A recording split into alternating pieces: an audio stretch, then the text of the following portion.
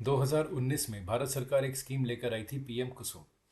इस स्कीम में यदि किसान अपने खेतों में सोलर पावर प्लांट या सोलर पंप्स लगाते हैं तो उन्हें सब्सिडी मिलेगी। इस स्कीम का ओसवाल पंप्स कंपनी को काफ़ी फायदा हुआ। ओसवाल पंप्स बनाने वाली कंपनी है और इस कंपनी ने सोलर पंप्स में एक बड़ा मार्केट शेयर हासिल किया है।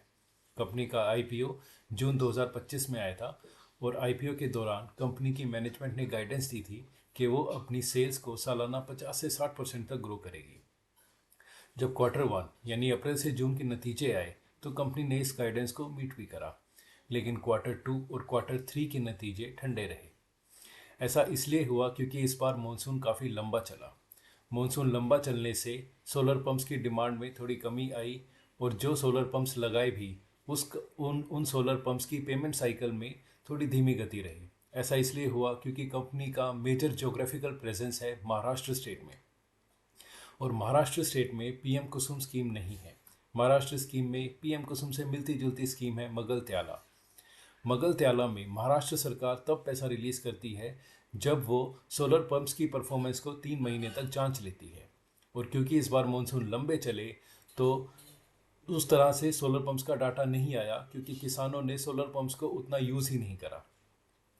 तो इसलिए 3 महीने से भी ज़्यादा का समय लगा सोलर पंप्स की परफॉर्मेंस को जांचने में।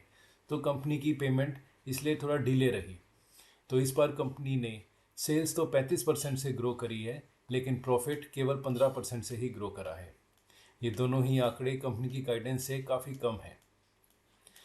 आगे चल के एक सबसे बड़ा चैलेंज ये है कि पीएम कुसुम स्कीम केवल 31 मार्च 2026 तक है और इस बार के बजट में फाइनेंस मिनिस्टर ने पीएम कुसुम 2.0 का अनाउंसमेंट नहीं किया।